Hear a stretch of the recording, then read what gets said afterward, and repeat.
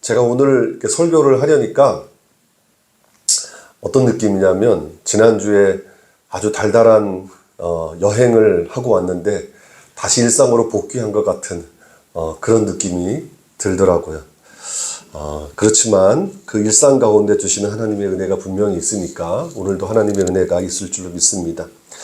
어느덧 12월이 되었습니다. 우리 그리스도인들에게는 12월이 특별하죠. 세상의 달력으로는 이제 한 해를 마무리하는 달이지만 또 교회의 달력, 교회력으로는 이제 새롭게 시작하는, 새해를 시작하는 달이기 때문입니다. 어쨌든 그 새해를 알리는, 교회력의 신앙의 새해를 알리는 대림절이 시작되었습니다. 대림절은 이 땅에 오셨던 예수 그리스도를 기억하고 또 다시 오시는 그 주님을 기대하면서 믿음으로 기다리는 절기입니다.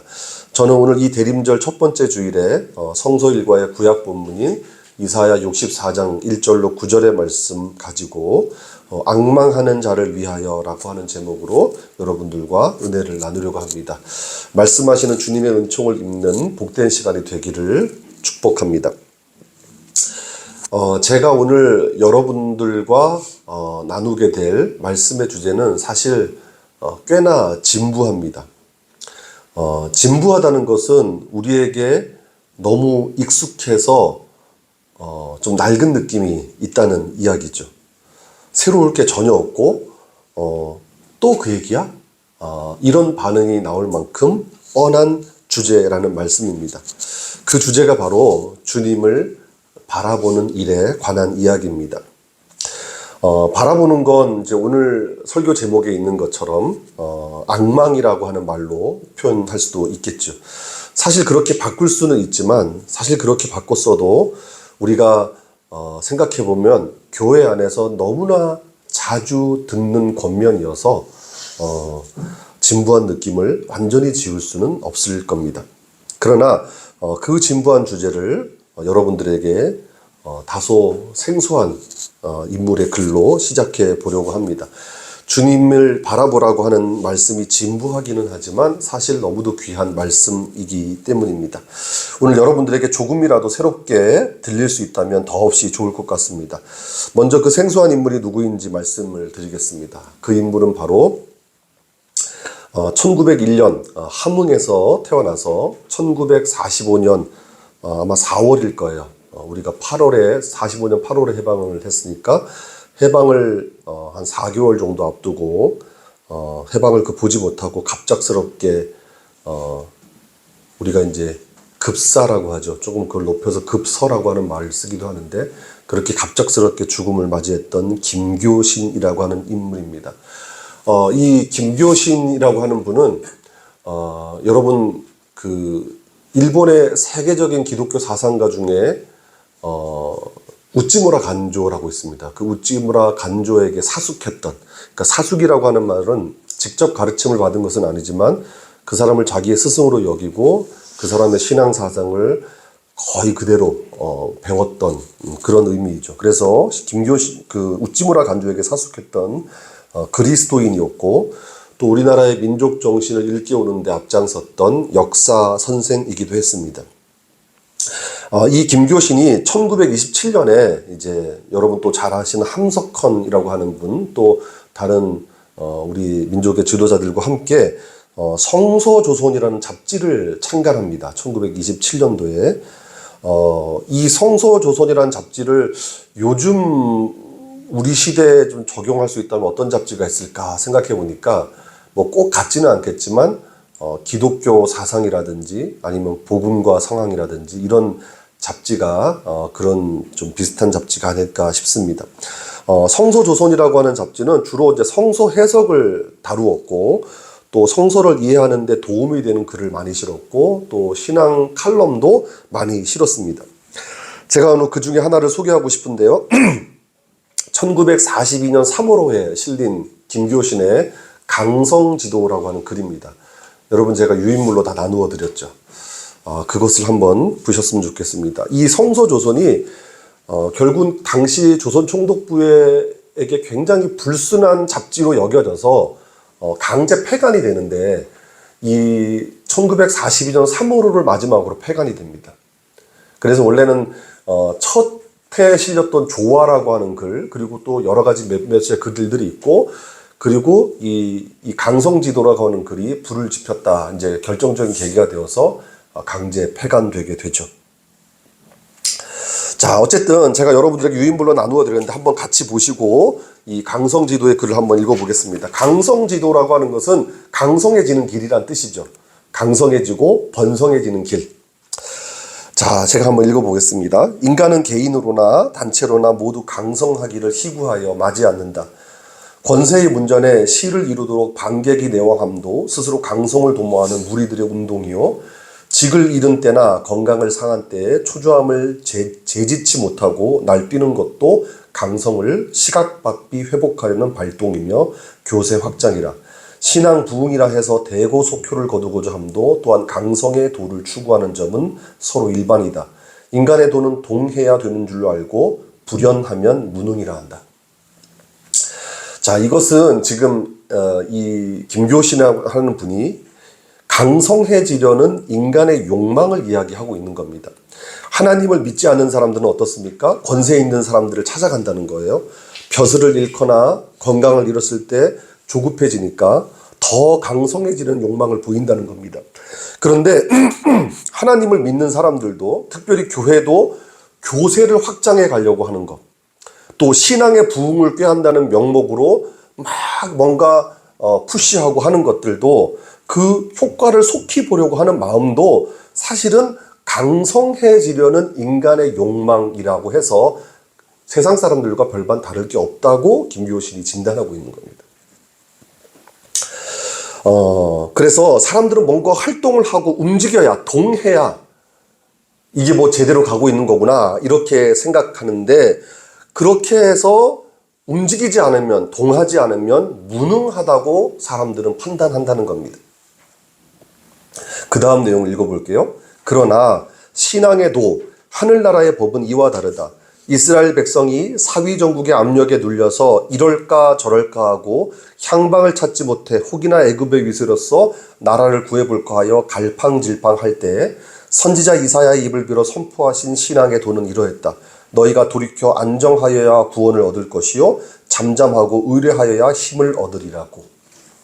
자, 이건 무슨 얘기입니까? 앞서 이제 김교신이 강성해지려는 인간의 욕망을 진단했지 않습니까? 그런데 그런 욕망에 기초한 모든 활동은 사실 우리를 강성하게 만들지 못한다는 이야기입니다. 신앙에도 하나님 나라의 법은 그게 아니라고 말하고 있는 겁니다. 이스라엘을 예로 듭니다. 이스라엘이 다른 외세의 압력을 받고 또 바벨론의 그런 침략을 받을 때 뭐라고 했을까? 애굽을 의지했잖아요. 하나님을 의지하지 않고, 하나님을 찾지 않고 애굽을 의지했는데, 애굽과 같은 주변 나라들을 의지해서 강성하기를 도모했지만 실패로 돌아갔다는 이야기입니다. 그때 하나님께서 선지자 이사야의 입을 통해서 하신 말씀은 하나님을 잠잠히 의뢰하라는 말씀이었다는 겁니다. 자, 그 다음 내용입니다.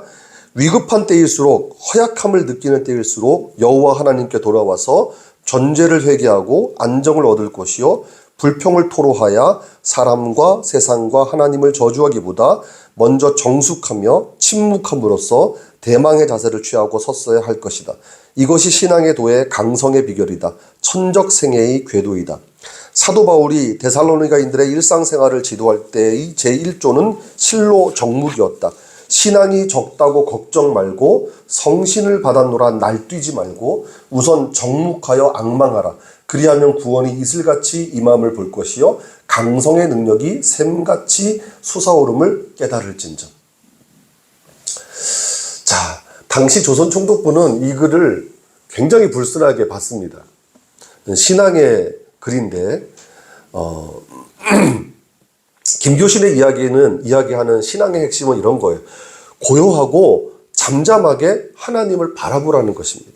위급할 때, 어려울 때 그것을 회복하려고 동분서주하는 것도 바람직하지 않고 또 그 상황을 원망하거나 불평하는 것도 잘못되었다고 이야기하는 겁니다. 그럴 때일수록 고요하고 잠잠하게 하나님을 신뢰하면서 그분을 바라보는 것, 그것이 신앙의 도라고 지금 김교신이 이야기하고 있습니다. 그러면 하나님의 은혜가 임한다는 겁니다. 사도 바울이 데살로니가 교인들에게 가르쳤던 게 바로 그 신앙의 도라는 것입니다. 여러분, 김교신의 이 글이 참 귀한 글입니다. 사실 이 글을 잘못 읽으면 오해할 수도 있어요. 하나님을 바라보라, 고요하고 잠잠하라 이러니까 아무것도 하지 말라는 이야기로 들릴 수도 있기 때문입니다. 그러나 여기서 김교신이 경계하는 것은 무엇이냐면 인간의 욕망에 이끌려서 행동하는 것을 경계하는 거예요. 인간의 욕망이라는 게 무엇입니까? 어려울 때 누군가의 도움을 받아서 이 문제를 해결하고 싶은 욕망. 그래서 빨리 자신이 회복되기를, 강성해지기를 바라는 그런 인간의 욕망이 있다는 거예요. 처음에 김교신이 그 인간의 욕망을 진단하지 않았습니까?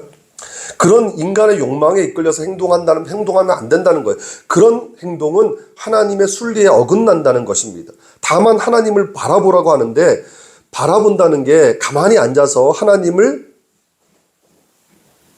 생각하라, 그런 뜻은 결코 아닙니다.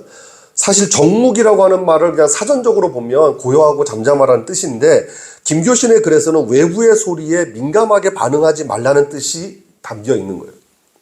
아무것도 하지 말라는 게 아닙니다. 하나님을 바라본다는 것도 마찬가지입니다.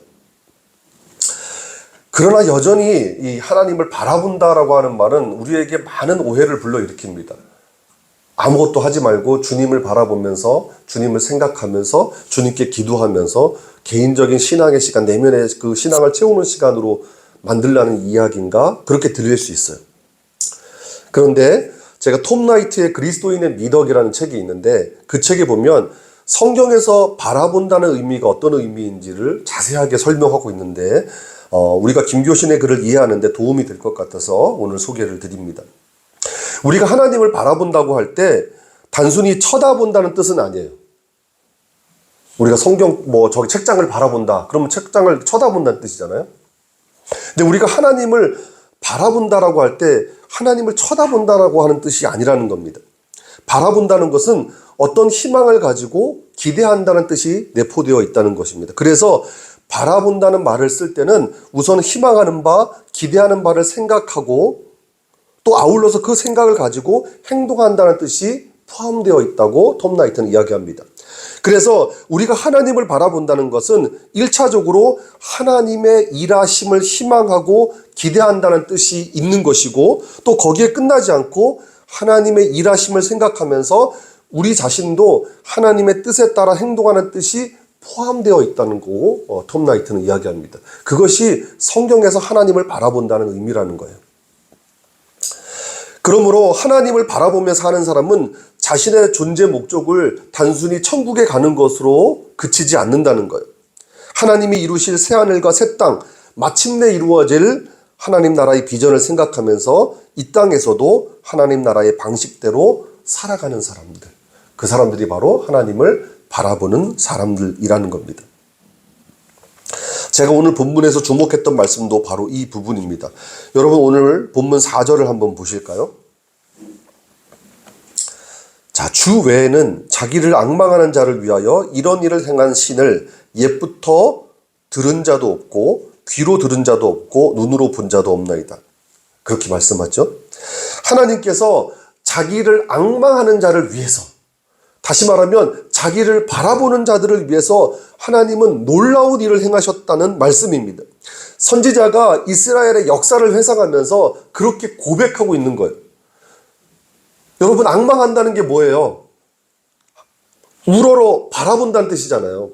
하나님을 앙망한다는 것은 하나님을 우러러 바라본다는 뜻입니다. 하나님을 바라보는 삶은 하나님의 놀라운 역사를 체험한다는 이야기예요. 사실 오늘 우리가 읽은 본문은 그 선지자가 하나님께 간절하게 탄원하는 내용의 기도입니다. 제가 전에 한번 말씀드렸지만 신학에서는 보통 이사야 55장부터 66장까지를 제3 이사야라고 부르는데 배경이 달라요. 그러니까 포로 귀환 시기를 배경으로 하고 있습니다. 포로 귀환 시기. 그러니까 말하자면 바벨론의 포로 생활을 다 마치고 이제 이 바사 제국, 그러니까 페르시아 제국이 바벨론을 멸망시키고 이스라엘 백성들을 본국으로 돌아가게 하는 거예요. 물론 주권을 이제 준 것은 아니지만 본국으로 돌아가게 합니다. 그 포로 귀환 시기를 배경으로 하고 있다는 거예요. 따라서 지금 선지자가 탄원한 내용은 뭐냐면 이 무너진 나라를 재건하고 회복하는 데 초점이 맞춰져 있는 거예요. 지금 선지자가 목도하는 이스라엘의 상황은 어떤 상황입니까? 말이 아닌 상황이에요. 땅은 많은 사람들이 그 고향 땅을 떠나 있었기 때문에 그 땅은 이미 황폐할 대로 황폐해져 있었고 사람들은 가난할 수밖에 없었어요. 다시 돌아와서 성전 재건을 계획하고 실행했지만 그 재건은 자꾸 더디기만 했습니다. 게다가 포로로 끌려갔다가 본국으로 다시 돌아온, 고향 땅으로 돌아온 사람들, 그러나 포로로 끌려가지 않았던 당시 바벨론이 이스라엘 사람들을 포로로 끌고 갈 때 당시 유력한 사람들은 다 포로로 끌고 가고 속된 말로 무지렁이 같은 사람들만 본국에 남겨뒀단 말이에요. 그런데 그 70년의 세월 동안 또 남아있는 사람들은 남아있는 사람들끼리의 삶이 이제 형성이 됐을 거 아니에요. 포로로 끌려갔다가 본국으로 돌아온 사람들, 남아서 그 땅을 지키고 있었던 사람들 사이의 갈등이 또 심상치 않았습니다. 포로 생활에서 돌아오는 기쁨이 있었지만 모든 면에서 어수선하고 힘들고 고되고 너무나 곤고했던 그런 삶의 모습이 있었던 거죠. 그래서 신앙적인 면에서는 어떤 면에서 완전히 공황 상태라고 해도 과언이 아닐 정도로 참 어지러운 상황이었습니다.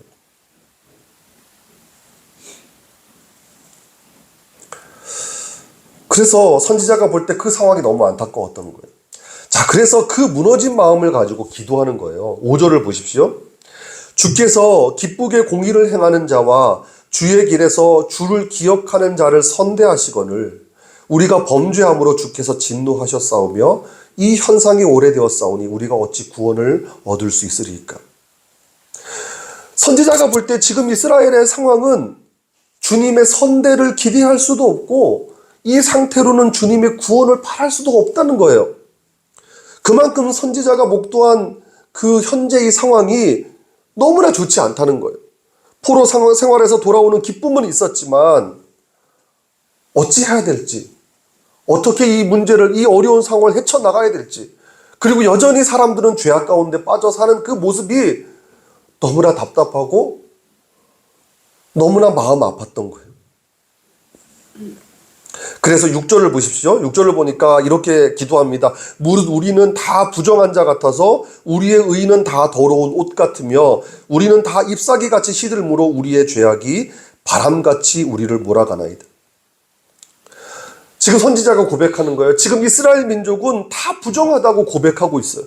선지자 자신을 포함해서 그 누구도 의로운 자가 없다고 고백하고 있는 거예요. 자신들의 의가 더러운 옷과 같고 시든 잎사귀 같고 죄악이 바람같이 자신들을 몰아가고 있다고 기도하고 있습니다. 그런데도 누구 하나 이 불의한 현실을 목도하면서 주님을 부르는 자가 없다는 거예요. 더 안타까운 것이 주님을 찾는 자가 없다는 거예요.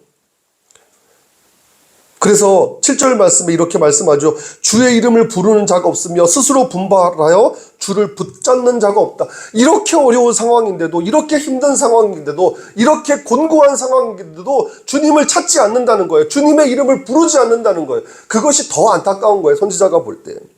그래서 선지자가 지금 기대하는 것은 무엇이냐면, 이제 이것은 우리의 힘으로 해결할 수 없다.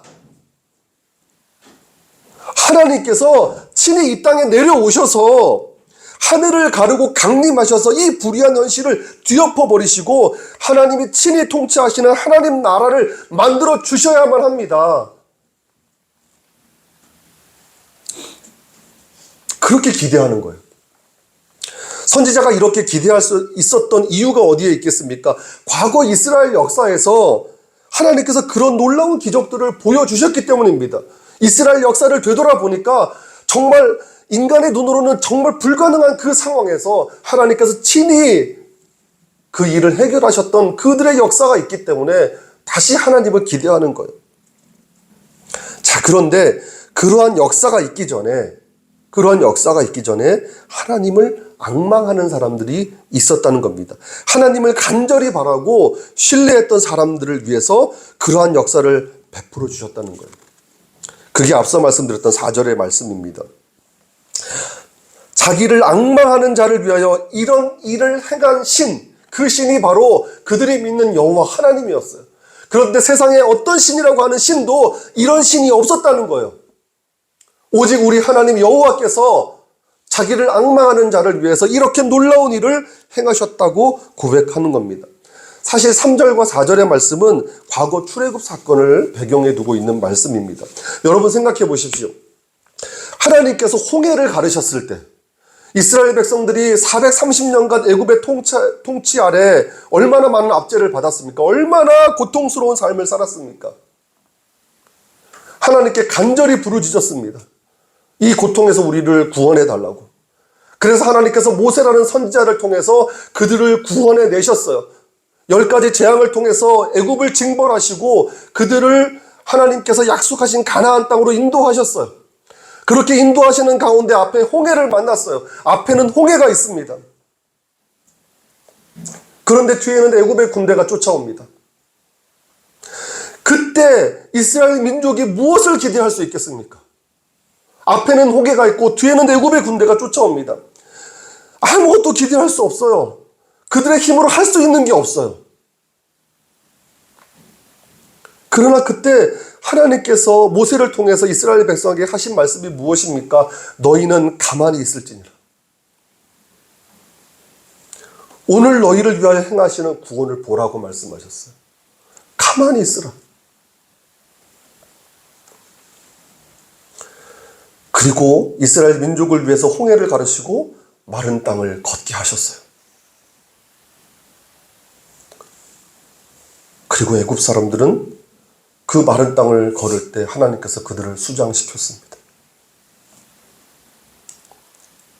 세상에 누가 그런 일이 있을 것이라고 상상이나 할 수 있었겠습니까? 당시 이스라엘 백성들 중에 그 누구가 이런 일을 상상이나 할 수 있었겠습니까? 그래서 3절 말씀을 보십시오. 우리가 생각하지 못한 두려운 일이라고 하잖아요. 우리가 생각하지 못한 두려운 일을 하나님께서 행하셨어요. 그런데 여기서 중요한 것은 4절 말씀에 기록된 것처럼 하나님께서는 자기를 앙망하는 자를 위하여 놀라운 일을 행하셨다는 거예요. 그 수백만의 사람들 중에 하나님을 앙망하는 사람도 있었겠고 하나님을 앙망하지 않는 사람들도 있었겠지만 하나님은 그 하나님을 앙망하는 자를 위해서 하나님을 바라보는 자들을 위해서 그 일을 행하셨다는 고백이에요.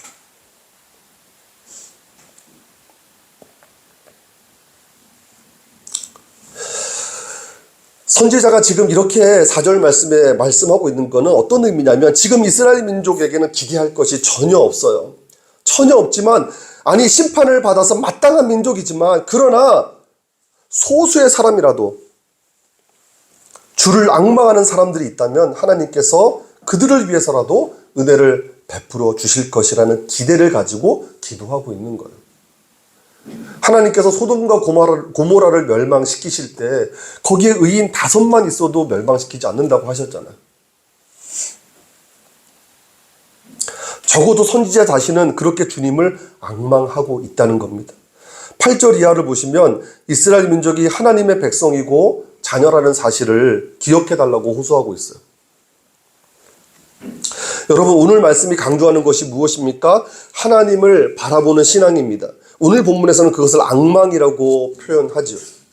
80년 전에 이 땅의 김교신 선생도 우리 그리스도인들에게 하나님을 잠잠히 바라보라고 권면했습니다. 김교신 선생의 글에 보시면 이스라엘 백성이 사위 정국의 압력에 눌려서 이럴까 저럴까 하고 향방을 찾지 못하고 갈팡질팡할 때라고 하잖아요. 당시 이스라엘 백성들에게서는 사방에서 우겨싸는 그런 외세의 공격이 사위 정국이었겠죠. 바벨론의 압력을 받았을 때 하나님을 찾았어야 되는데 하나님을 의지했어야 되는데 자기 지혜로 애굽을 의지하려다가 망하고 말지 않았습니까? 그렇다면 오늘 우리에게 사위 정국의 압력은 무엇이겠습니까? 우리 삶을 힘들게 하고 지치게 하고 곤고하게 하는 현실의 벽이겠죠. 재정적인 문제일 수도 있고 인간관계의 문제일 수도 있고 진로의 문제일 수도 있고 또 학업의 문제일 수도 있습니다. 여하튼 우리가 살아가고 있는 삶에서 우리가 현실에서 겪고 있는 문제일 거예요. 사위정국의 압력이라고 하는 것이. 우리가 인간적인 노력을 하지 말라는 뜻이 아니에요. 우선순위가 있다는 것입니다. 하나님을 바라보는 삶이라고 하는 것. 오늘 본문이 그것을 강력하게 촉구하고 있는 겁니다. 하나님을 바라본다는 것은 앞서 말씀드렸듯이 아무것도 하지 않고 가만히 앉아서 주님을 생각하라는 뜻이 결코 아닙니다. 저는 오히려 신앙적으로 가장 적극적인 행동이 하나님을 바라보는 일이라고 생각합니다. 하나님을 바라보는 건 오직 하나님만을 기대한다는 거예요. 그렇게 하나님만을 기대하면 오직 하나님의 뜻을 추구하게 될 것이고 그 뜻을 행동하게 될 줄로 믿습니다. 우리는 세상에서 살아가는 존재이지만 세상의 방식을 쫓는 사람들은 아니잖아요. 그렇잖아요. 하나님 나라의 비전을 가지고 하늘의 법도를 살아가야 되는 사람들입니다. 그게 진짜 하나님을 바라본다는 거예요. 다시 말씀드립니다. 진정으로 하나님을 바라본다면 하나님의 뜻대로 살아가는 삶이 따릅니다. 개인의 내면적인 신앙만을 추구하지 않습니다. 하나님을 신뢰하면서 현실의 삶에 불안해하거나 조급해하지 않습니다. 우리 삶이 아무리 공고하더라도 우리의 마음을 달래줄 것처럼 여겨지는 죄악들을 쫓지 않는다는 거예요. 그것을 쫓다가 우리가 망합니다. 오히려 죄악된 삶에서 돌아서고 하나님께로 향하는 거룩한 삶을 살아갑니다. 바로 그런 삶이 하나 둘 쌓여갈 때 우리가 살고 있는 이 땅도 거룩하게 변화되지 않겠습니까? 하나님은 바로 그 삶을 우리에게 요구하시는 겁니다. 여러분, 오늘은 대림절 첫 번째 주일입니다. 우리를 구원하시기 위해서 오셨던 주님을 생각해 보십시오. 주님이 우리에게 무엇이라고 말씀하셨습니까? 요한복음 14장 15절에서 너희가 나를 사랑하면 내 계명을 지키리라 말씀하셨어요. 너희가 나를 사랑하면. 주님을 사랑한다는 것은 주님을 바라본다는 또 다른 표현이 아니겠습니까?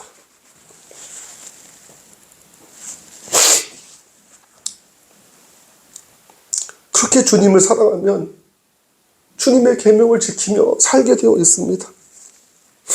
우리가 사랑하는 사람 사이에도 그렇잖아요. 사랑하는 사람이 싫어하는 행동을 왜 굳이 하려고 하겠습니까?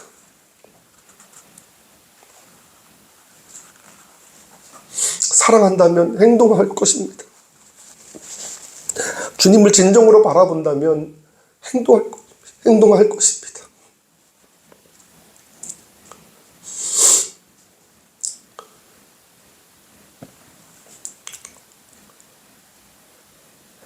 이제 이 땅에 오셨던 주님을 기억하십시오. 그리고 이 땅에 다시 오실 주님을 고대하고 기다리면서 우리의 삶을 돌이켰으면 좋겠습니다.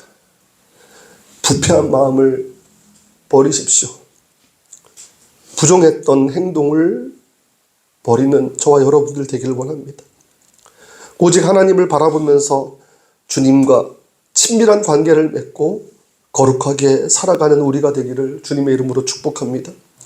주님은 주님을 앙망하는 자를 위하여 은혜를 베푸십니다. 기도하겠습니다.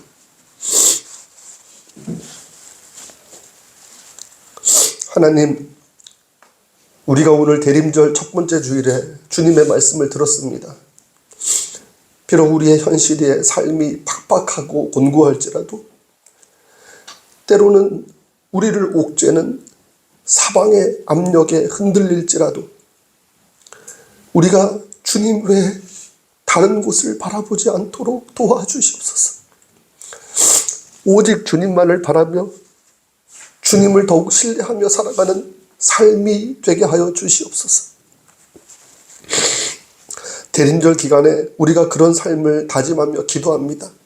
우리를 도와주시옵소서. 예수님의 이름으로 간절히 기도드립니다. 아멘.